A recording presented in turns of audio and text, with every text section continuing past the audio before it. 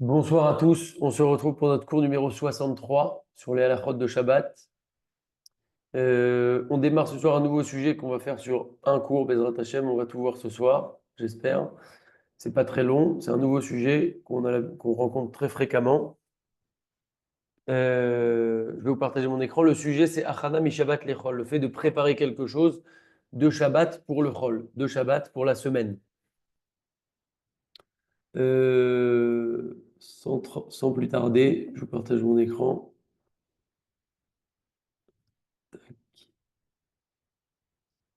Ok. Alors c'est parti, Bezrat Hashem.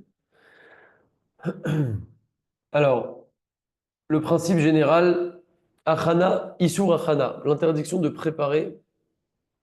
En leachin, mi Shabbat le yom chol ou mi Shabbat le yom tov. On ne peut pas préparer quelque chose de Shabbat pour un yom chol ou même de Shabbat pour un yom tov. Ve'af mi Shabbat achat le Shabbat haba. Et même carrément d'un Shabbat pour un autre Shabbat. Donc en fait, de Shabbat, on ne peut pas préparer pour un autre moment, que ce soit Shabbat, yom tov ou chol. On ne peut pas préparer. Pourquoi? Parce que ça ressemble à un zilzoul, comme un genre de mépris de ce Shabbat-là, parce qu'en fait, on utilise Shabbat pour préparer des choses pour un autre moment hors de ce Shabbat. D'autre part, on sait que Shabbat, c'est un moment qui est fait pour être vécu, valorisé. Donc, si on commence à utiliser Shabbat pour faire ces petits arrangements et organisations, c'est pas le but du Shabbat. L'achsor zman, gagner du temps. Ikar haïsour le'achil mi Shabbat lechol, le principal de l'interdit, donc de préparer quelque chose de Shabbat pour le chol, ou bedavar shefshar la soto bechol. C'est dans quelque chose qu'on peut faire pendant chol. Tout l'interdit, c'est de faire quelque chose pendant Shabbat que je peux faire pendant chol. Donc après Shabbat, quelque chose que je peux faire dimanche. Tout le problème, c'est de le faire pendant Shabbat parce que je cherche à un peu gagner du temps sur le Shabbat. Ou bechol zot ose ou beshabbat kedel achsor zman. Bechol. Tout le but, c'est que je cherche maintenant à gagner du temps pour ne pas avoir à le faire dimanche. Je me dis, bon, je vais gagner du temps, je vais le faire Shabbat. Par contre, d'avoir chez Im lo Yaasu Shabbat, une chose que si on ne la fait pas maintenant pendant Shabbat, Shuv lo yuchal la'asot bechol, on ne pourra plus après la faire pendant Chol, pendant le jour de semaine. Alors là, on n'est plus souple. Yesh le'akel la'asot Shabbat, et là, ce sera permis de faire cette chose-là pendant Shabbat. Donc toute l'interdiction, c'est quelque chose que je pourrais faire après pendant le Chol, mais moi, je veux gagner du temps sur le Shabbat, donc je vais le faire pendant le Shabbat, donc ça, c'est interdit. Par contre, quelque chose qui ne reviendra pas, quelque chose que je ne pourrais pas faire après pendant le Chol, je peux le faire que maintenant, même si c'est pour de l'ultérieur. Le fait que je puisse le faire que maintenant, on est plus souple et on permet. Donc ça, c'est des généralités. Après, on va voir des cas pratiques. Mais la chakala, les chatrila lo yachid beshabbat lechol gam bedvarim sheyesh bahem ticham etet. A priori, donc on ne préparera pas des choses de Shabbat pour le chol, même dans des choses pour lesquelles il y a une petite fatigue. Ça veut dire c'est pas l'affaire du siècle, c'est pas quelque chose de grandiose à faire, même un petit truc, même ça, les chatrila, il faut pas le faire. C'est quoi un exemple de chose pas très compliqué? D'amener par exemple du vin à la Sina pour la Havdalah qui est Motzei Shabbat. On parle bien entendu dans un cas où il y a un hérouv par exemple, ou qu'on peut porter, parce que sinon il y a un autre problème de sortir et de porter dehors. Mais admettons qu'on pourrait porter comme par exemple en Israël, le fait de prendre la bouteille de vin maintenant, l'amener à la Sina pour après Shabbat. Pourtant, c'est pas spécialement une grande fatigue, c'est quelque chose d'a priori assez simple, mais ça reste que, il n'empêche que c'est un préparatif de Shabbat pour le Chol, et donc ce sera problématique. Omnam, cependant, im yaksher alav leasig yain lechar miken bekalut. Si le fait qu'il amène pas, pour reprendre cet exemple, le fait qu'il amène pas la bouteille de vin, alors après, ça va lui être difficile de trouver facilement du vin, il pourra l'amener. Ou biprat leasig yain lechar miken ou biprat shetzorech mitzvahu. Et particulièrement ici où on est dans un cas de mitzvah. Donc chaque cas est un peu évalué en fonction de sa situation. Et si ça va lui être difficile de trouver du vin et qu'en plus c'est pour une mitzvah, on peut se montrer plus vigilant. Plus souple, pardon. Alken, lo yachnis bakbouke shtial et mekerel et tzorech motzei Shabbat. Un autre exemple, par exemple, de mettre une bouteille, une boisson au frigo pour Motzei Shabbat. Et là, Imken Yodea Shelo Yaspik Motzei Shabbat les Kareram, sauf si on est dans une situation où il sait que s'il la met que à partir de la sortie du Shabbat, il n'y aura pas assez de temps, par exemple, pour son repas le soir, que elle soit fraîche. Et donc, dans ce cas-là, Ubiprat Matarato le Seudat Mitzvah. Pareil, là, on est dans un cas où il s'agit d'une Seudat Mitzvah. Il y a un impact parce que finalement, sa bouteille, elle ne va pas être fraîche s'il la met après Shabbat. On est dans un cas de mitzvah, donc on peut se montrer plus souple. Mais de manière générale, même avec les mélachot qui sont assez faciles, qui ne demandent pas un travail très compliqué, même ça, il vaut mieux éviter. Mais si maintenant il n'y a pas d'autre choix ou que ça va nous compliquer la chose ou qu'on est dans un besoin de mitzvah, ce sera permis. On est encore une fois dans ces cas-là où on est dans une mélacha qui est facile, quelque chose de calme. On n'est pas en train de faire un grand travail de préparation. Mais tout ce qui constitue une vraie préparation, alors là, la règle générale, c'est qu'on ne peut pas le faire de Shabbat pour ultérieurement.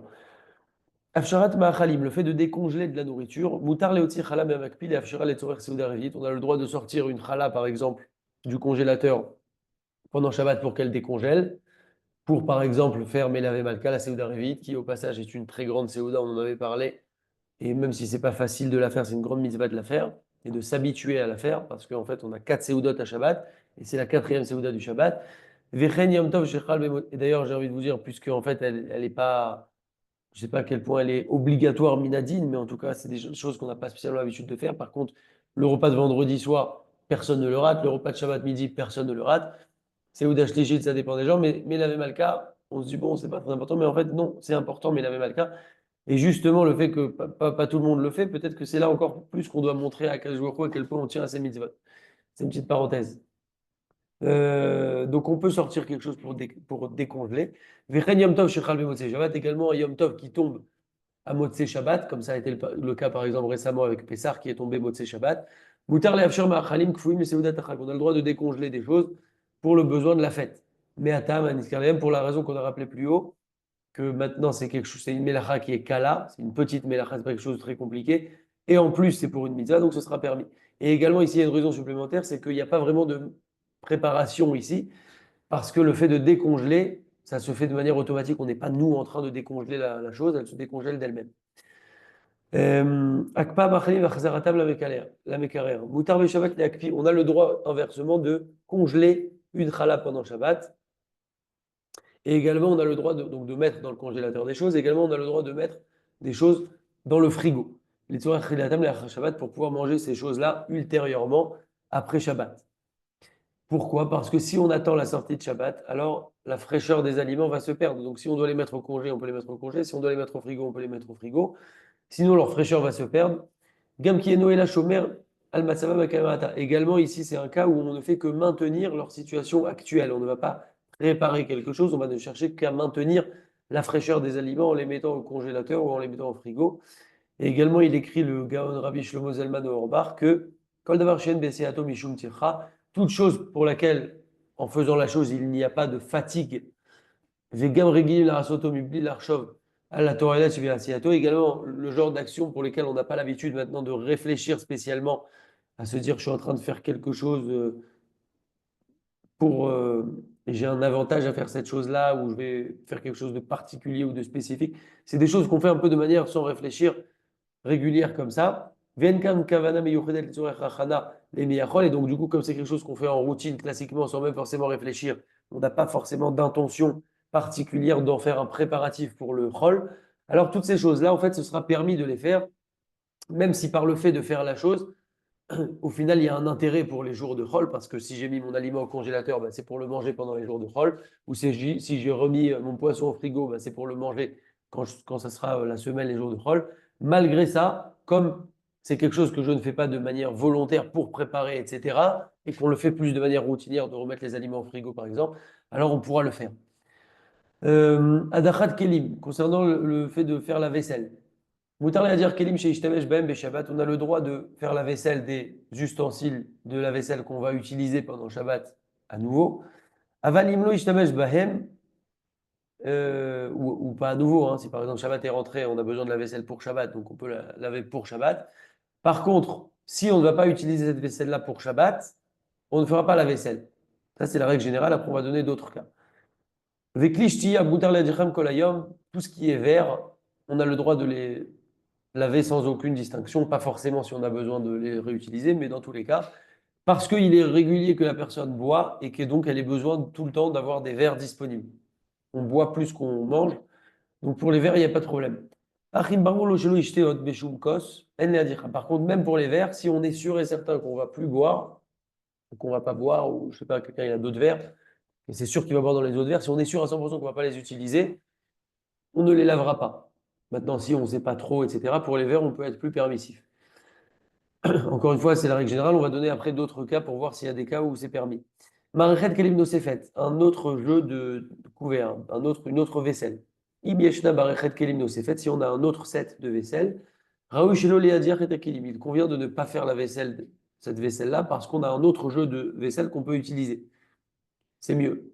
Ou la Mimlo Noachlo, même si on a dit qu'on peut faire la vaisselle si on va la réutiliser. Mais dans quelqu'un qui a un autre jeu d'assiette, par exemple, c'est mieux qu'il ne fasse pas la vaisselle et qu'il utilise son autre jeu d'assiette. Oulam, cependant, si ça ne lui convient pas, ça ne lui est pas agréable d'utiliser son autre set de vaisselle, ça lui sera permis de faire la vaisselle de ces assiettes-là maintenant, parce qu'il va en avoir besoin pendant Shabbat. Également, un cas où ça va être permis, c'est Adachat Kol Akelim. Si par exemple, dans un repas, on a utilisé maintenant beaucoup d'assiettes, ou les Tzorech HaSeuda, et pour le prochain repas, je vais avoir besoin de moins d'assiettes. Comme il dit ici un exemple, par exemple, vendredi soir, il y a eu beaucoup d'invités et plein d'assiettes. Mais le Shabbat midi, il y aura moins de personnes, ou pareil pour Seudat Shlish, il y aura moins de personnes. Dès lors que je permets de laver les assiettes parce que je vais en avoir besoin pour un autre repas de Shabbat, je ne vais pas dire j'ai besoin que de ces assiettes-là. Dès lors qu'on nous permet de laver parce que j'en ai besoin pour un autre repas de Shabbat, je peux carrément tout laver directement. Je n'ai pas besoin d'être précis. L'autre, ça les dagdek, les adiach, rak et takamut, anisrechet. Je n'ai pas besoin de dire bon, j'en ai besoin de maintenant de 7, j'en ai 10, je vais en laver que 7 et pas 3. Non, dès lors que je permets de laver parce que j'en ai besoin pour un autre repas, on peut tout laver à ce moment-là. Au passage, c'est une remarque et elle est extrêmement importante. Moutar le dire kelim be'emok bishrat kelim, donc on a le droit d'utiliser du lave-vaisselle à Shabbat, il n'y a pas de problème. Par contre, velo ishtamesh besfog beskotch mechachas rita, on ne pourra pas utiliser une éponge classique ou ce qu'on a l'habitude pour faire la vaisselle, et ça c'est très très très important. Et je pense qu'il y a beaucoup de gens qui passent à côté de cette halakha. Et là, benanas bechomre sentati chez Enobolia, on ne pourra faire la vaisselle à Shabbat, donc dans les cas où on peut faire la vaisselle, on ne peut faire la vaisselle qu'avec une éponge qui est en synthétique. Le fait qu'elle soit en synthétique, ça n'absorbe pas et on ne rentre pas dans l'interdit qui est un interdit minatora de srita. La melacha de srita dessorée, c'est une melacha comme fumer Shabbat ou ce que vous voulez. C'est une melacha qui a toute son importance et donc on ne doit pas rentrer dans un problème d'essorage. Ça, c'est très très très important. Il faut avoir absolument ce type d'éponge. Où trouve-t-on ce type d'éponge? En Israël, c'est assez facile puisqu'on trouve des éponges où il y a marqué spécial pour Shabbat, etc. Et même en France, on peut trouver ça aujourd'hui, au prochain très facilement dans la plupart des supermarchés cachers où on va trouver cette éponge-là, où il y a marqué que c'est une éponge spécialement pour Shabbat qui n'absorbe absolument pas puisqu'elle est faite complètement de manière synthétique. Donc il faut toujours s'assurer d'en avoir quelques-unes à la maison, une et même une de rechange, pour ne pas rentrer dans cet interdit de srita. Et c'est quelque chose, encore une fois, qui se trouve facilement.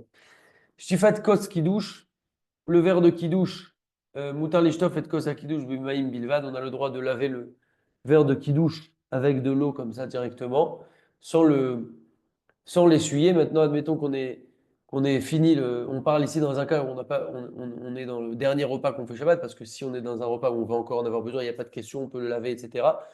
Maintenant, si on est dans un cas où on a le verre du kidouche, c'est pas comme tous les verres où on sait qu'on peut en avoir besoin. On a dit que pour les verres, on peut laver sans aucun problème. Le verre de kidouche, j'ai fini mon repas, par exemple mon repas de Shabbat midi. Je sais que je vais plus utiliser le verre de kidouche, c'est sûr. Mais j'ai le droit quand même de le laver pour Shabbat prochain, juste en le lavant avec de l'eau comme ça, sans frotter. Parce que quand on met juste de l'eau sans frotter, c'est pas considéré comme une préparation. Méniat Dibouk chez les riottes, donc le fait de diminuer enlever les restes, faciliter en fait le lavage ultérieur d'une vaisselle, on a le droit de mettre un peu d'eau à la fin du repas. Par exemple, on est dans un cas où on ne va pas faire la vaisselle parce qu'on n'a plus besoin de la vaisselle, ou on est dans un cas où on ne peut pas faire la vaisselle, ou on ne va pas faire la vaisselle. On a le droit malgré tout de mettre un peu d'eau dans les ustensiles pour éviter que ça colle la nourriture. Donc ça, il n'y a pas de problème de le faire. Et cela nous permettra, une fois Shabbat sorti, de pouvoir les laver beaucoup plus facilement. Donc ça, c'est permis. Concernant le lave-vaisselle, bien entendu, c'est interdit Shabbat, mais on a le droit par contre de mettre des ustensiles dans le lave-vaisselle, des assiettes, etc., pendant Shabbat. Alors attention, on parle d'un lave-vaisselle où il n'y a pas de capteur, où on ne va pas appuyer sur un bouton sans faire exprès, etc.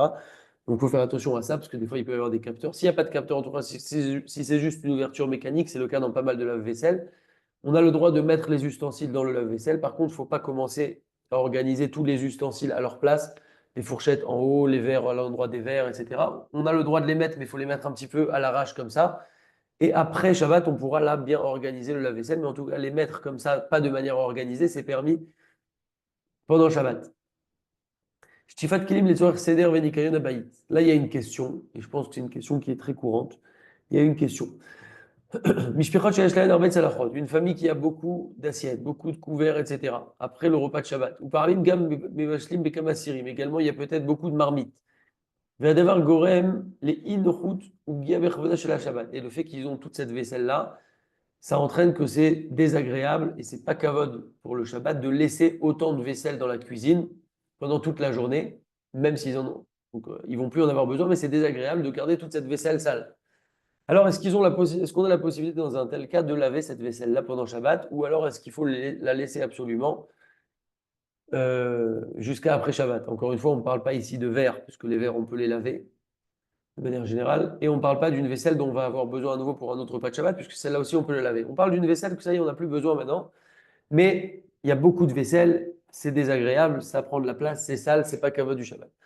Alors la réponse est la suivante, Misheno Yachol Isbol, celui qui ne peut pas supporter le non, le, le fait que ce soit sale, je pense qu'il y a beaucoup de gens qui sont concernés par ça, j'espère pour vous en tout cas, Vekaché lo lirot kelim lo nekim bamidbar, il lui est difficile de voir de la vaisselle sale dans la cuisine, Vedarko bekar gam be'meachol, et c'est aussi le cas en semaine, qu'il ne peut pas supporter qu'il y ait trop de vaisselle sale, donc dès qu'il y a de la vaisselle, elle est lavée, à la fin du repas, etc. On n'a pas l'habitude de laisser de la vaisselle sale.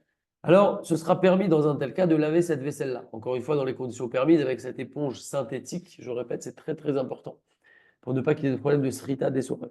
Kitsorer Shabbat, ou parce que ça fait partie d'un des besoins du Shabbat, parce qu'on ne veut pas maintenant impacter le kavod du Shabbat, de laisser de la vaisselle comme ça, c'est pas kavod. Et donc, ça devient un des besoins du Shabbat en fait. Par contre, quelqu'un qui n'a pas l'habitude d'agir ainsi, en semaine, ça ne le dérange pas qu'il y ait de la vaisselle qui traîne. Alors, a priori, pourquoi est-ce qu'on va lui permettre à Shabbat de laver si en semaine ça ne te dérange pas? Alors, Shabbat aussi, ça ne doit pas te déranger. Cette vaisselle-là qui traîne, tu es habitué à ça, donc là, il n'y a pas de problème.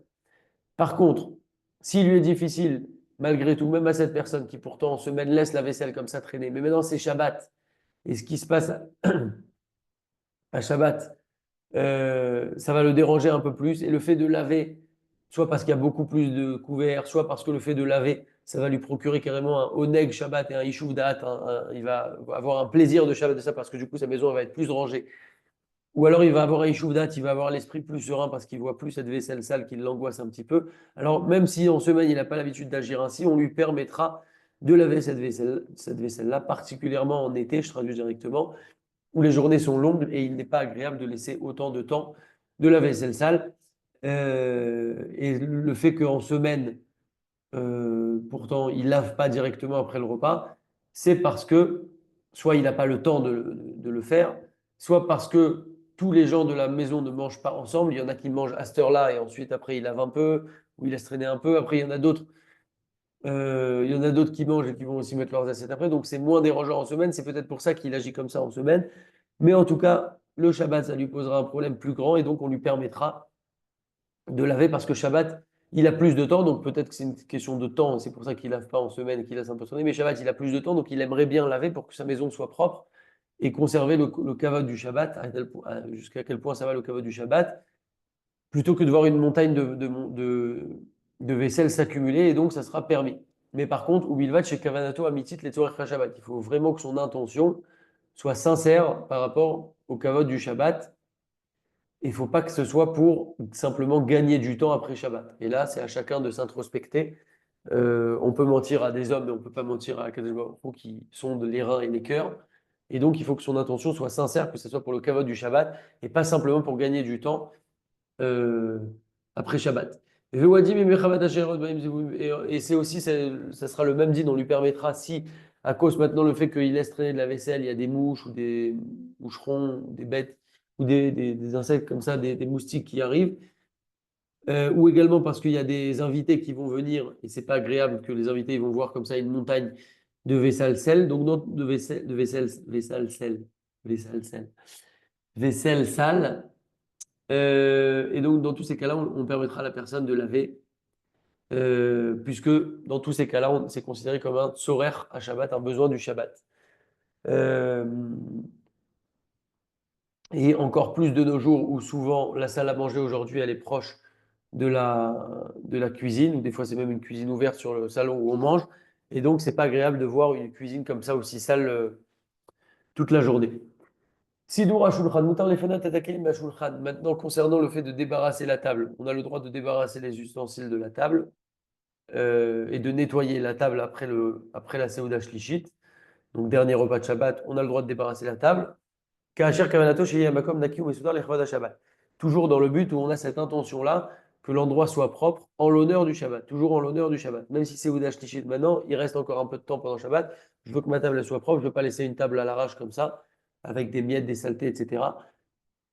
D'ailleurs, au passage, les miettes, il faut essayer de les jeter avec kavod, le pain aussi, pas jeter comme ça directement. Avali Machlou Becheder, c'est-à-dire par contre, si maintenant on a mangé dans une salle annexe et qu'on ne rentre plus dans cette salle-là, donc quelqu'un qui aurait une salle annexe et il mange là-bas, il rentre plus dans cette salle-là, donc il va plus voir cette salle-là, il peut laisser la table, on lui permet pas de débarrasser la table. On permet de débarrasser la table s'il y a un but, s'il y a un intérêt pour le kavod du Shabbat. Maintenant, si cette salle-là, il fait sa Seudah Shlichit et ensuite il la ferme et il ne voit plus cette salle-là, il n'y a plus vraiment de notion du kavod du Shabbat puisqu'il ferme cette salle complètement. Mais en général, on voit l'endroit et donc il faut que ce soit encore une fois une kavana sincère, que ce soit pour le kavod du Shabbat. Concernant pareil les synagogues qui font la Seudah Shlichit dans une salle à part et qu'après la Seudah Shlichit, ils rentrent pour pouvoir faire Arvit dans la Sina, on n'arrangera pas la table pendant Shabbat. Sauf si on fait la Seudachit dans l'endroit où on va prier. À ce moment-là, il y a un intérêt à débarrasser maintenant, puisque c'est pour le kavod du Shabbat, le kavod de la Sina, où on va prier maintenant. Mais si c'est une salle qui est à part, alors on ne débarrassera pas cette salle-là jusqu'à la sortie du Shabbat. Quand on est Shabbat à Sukkot, le Shabbat de Sukkot, on a le droit de débarrasser les ustensiles de la Souka immédiatement après la Seudah Shlichit, même si on ne va pas spécialement rentrer là-bas maintenant pendant Shabbat, parce qu'il y a une notion spéciale ici du kavod de la Souka. On sait que la Souka c'est extrêmement kadosh, pour ne pas que reste là-bas des couverts sales, des ustensiles sales, etc. Siduramita concernant le fait de faire les lits, Moutar les Sader et Tamitot Acharashena, donc quand on se réveille, on a le droit de faire son lit pour que la maison soit jolie, agréable, etc., en l'honneur du Shabbat toujours. Pardon, s'il se repose à l'approche du soir,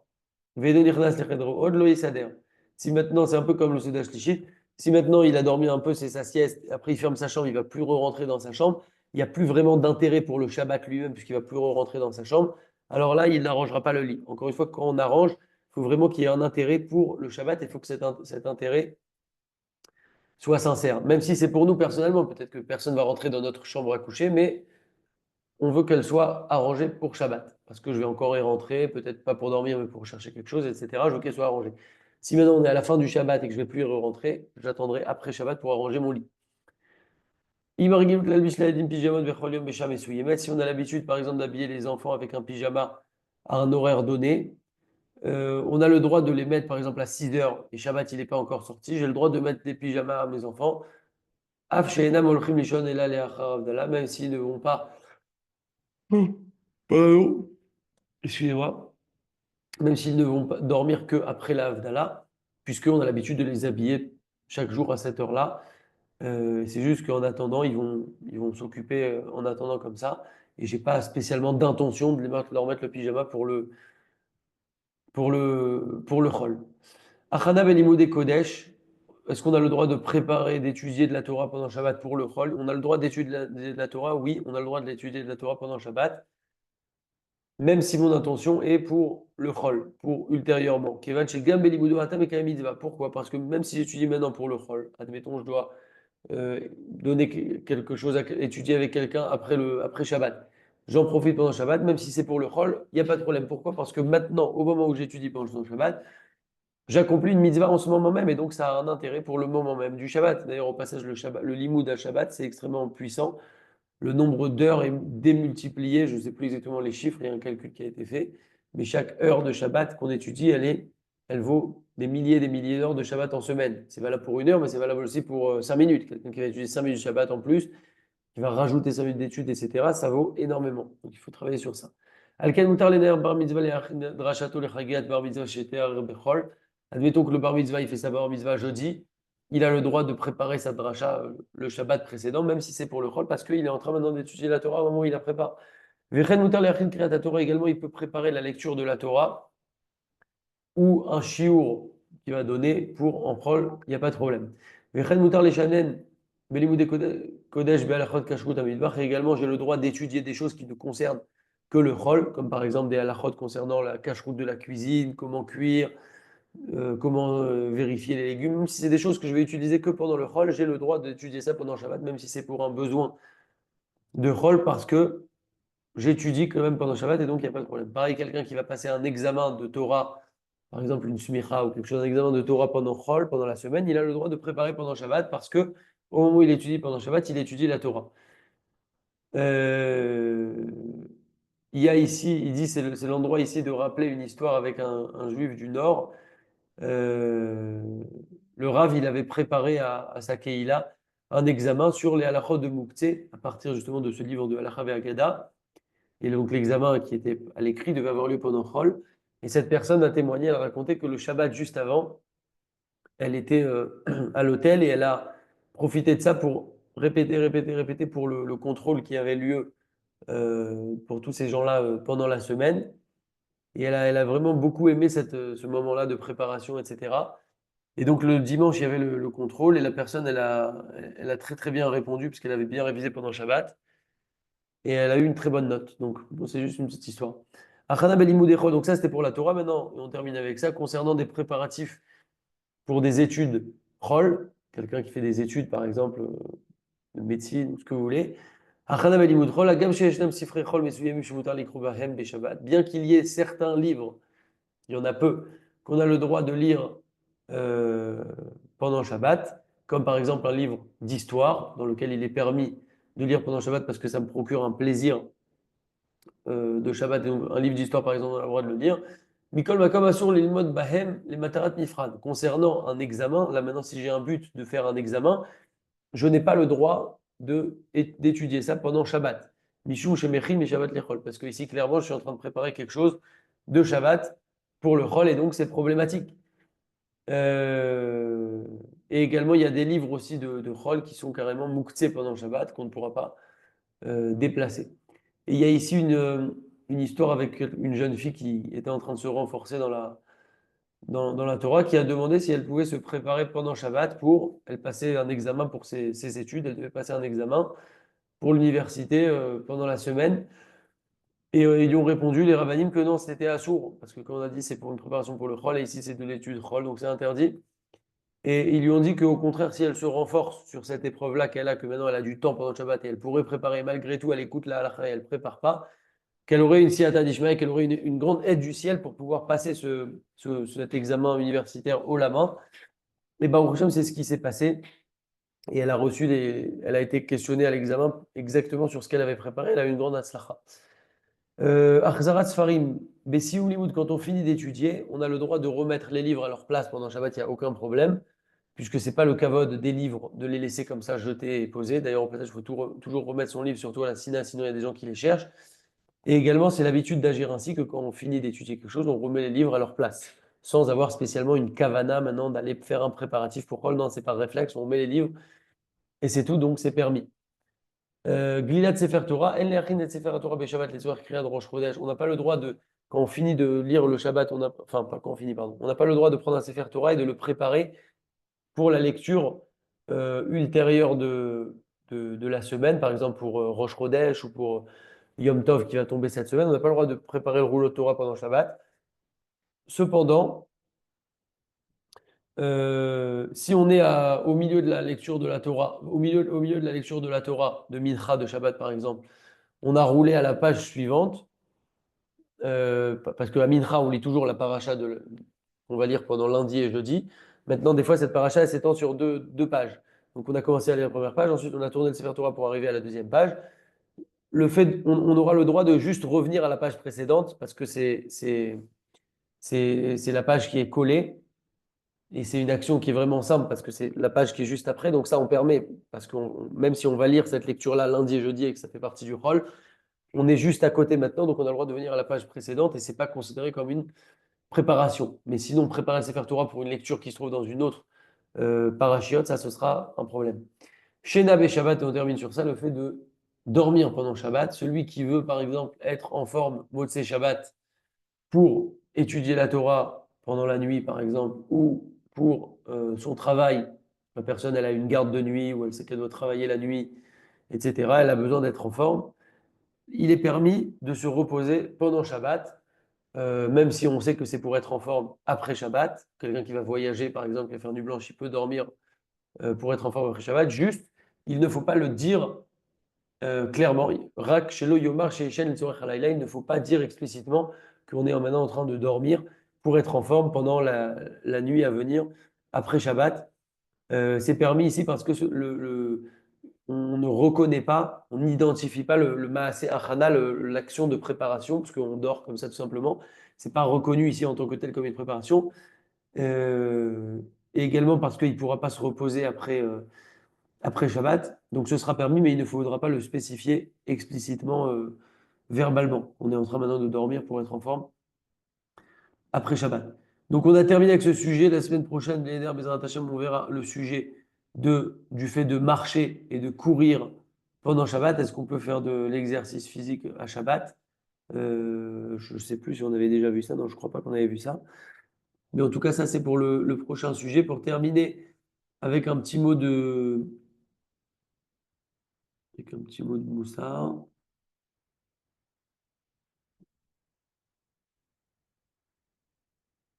On nous dit dans les Pirkei Avot, d'ailleurs pour ceux qui veulent, il y a un groupe que j'ai ouvert hier, c'est pour les Pirkei Avot, on va essayer d'étudier des Mishnah de Pirkei Avot. Les Pirkei Avot, c'est extraordinaire. Ceux qui veulent rejoindre le groupe, on va envoyer régulièrement une petite Mishnah pendant cette période-là, Bezrat Hashem. On nous dit dans les Pirkei Avot, en fait, les Pirkei Avot, c'est très, très, très puissant et très condensé. D'ailleurs, on nous dit, le Kehati nous dit, le Me'am Loez nous dit ça, que on peut trouver toute la morale du monde dans les Pirkei Avot. C'est-à-dire que vous prenez n'importe quel livre où il y a du moussard, de la morale, que ce soit juif et même non juif ou philosophique ou tout ce que vous voulez, on va toujours retrouver, même de manière très concentrée, la source de cet enseignement dans les Pirkei Avot. Et effectivement, des fois, c'est même pas une Mishnah entière, des fois, c'est même pas une phrase, des fois, c'est à peine deux, trois mots.